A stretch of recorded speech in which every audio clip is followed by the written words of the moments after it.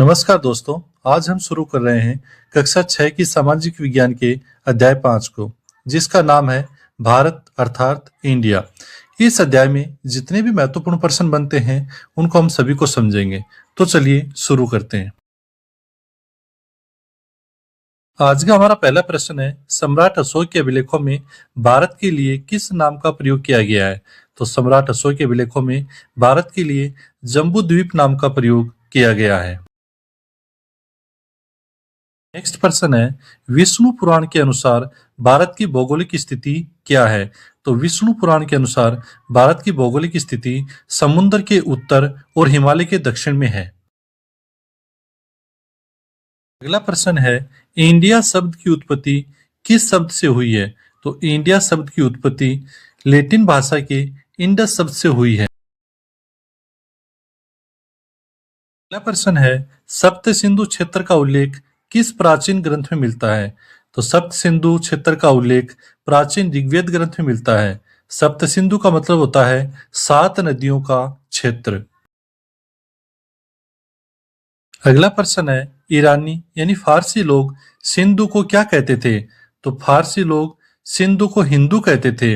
ऐसा ध्वनि परिवर्तन के कारण होता था। प्राचीन फारसी में स का उच्चारण है होता था। इससे सिंधु से हिंदू और बाद में हिंदू से हिंदुस्तान बना। अगला प्रश्न है, संविधान के अनुच्छेद 1 में हमारे देश का नाम क्या लिखा है? तो संविधान के अनुच्छेद 1 में हमारे देश का नाम भारत अर्थात इंडिया लिखा है। भारत हमारी प्राचीन विरासत को दिखाता है, जबकि इंडिया हमारी आधुनिक पहचान को बताता है। अगला प्रश्न है, प्राचीन काल में विदेशी यात्री भारत को स्वर्ण भूमि क्यों कहते थे? तो प्राचीन काल में विदेशी यात्री आर्थिक संपन्नता के कारण भारत को स्वर्ण भूमि कहते थे। नेक्स्ट प्रश्न है, मेगस्थनीज ने अपनी पुस्तक में भारत का क्या नाम लिखा है? तो मेगस्थनीज ने अपनी पुस्तक में भारत का नाम इंडिका लिखा है।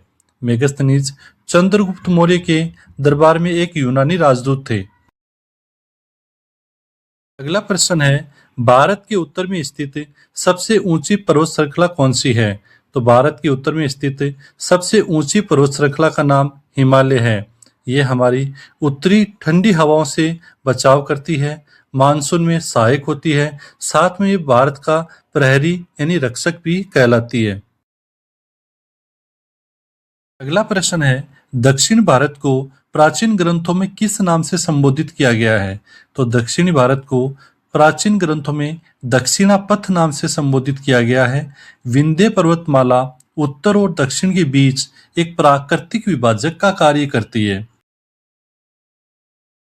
अगला प्रश्न है, राजा भरत के नाम पर देश का नाम भारत पड़ने का उल्लेख कहाँ मिलता है?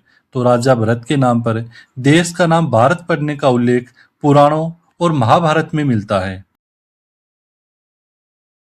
अगला प्रश्न है, प्राचीन काल में विश्व के लोग भारत किस लिए आते थे? तो प्राचीन काल में विश्व के लोग भारत ज्ञान और अध्यात्म की खोज के लिए आते थे।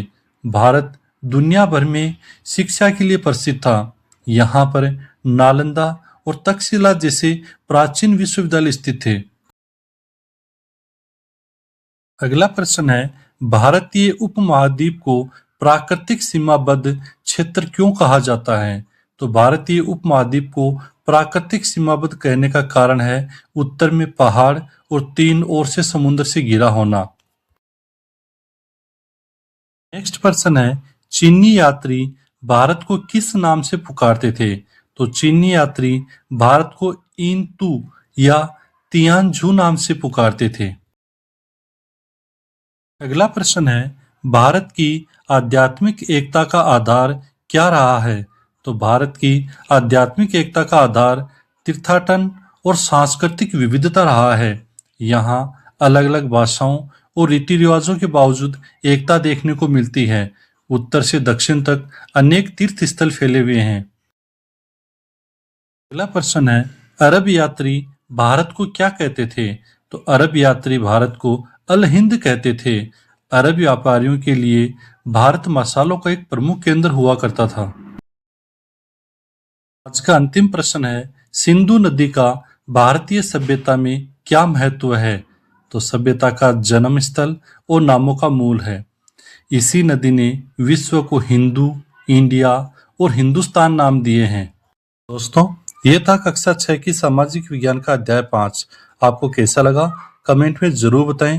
वीडियो को लाइक करें, शेयर करें। अगर आप कंपटीशन की तैयारी कर रहे हैं और एनसीईआरटी को पढ़ना चाहते हैं तो हमारे चैनल को जरूर सब्सक्राइब करें। धन्यवाद।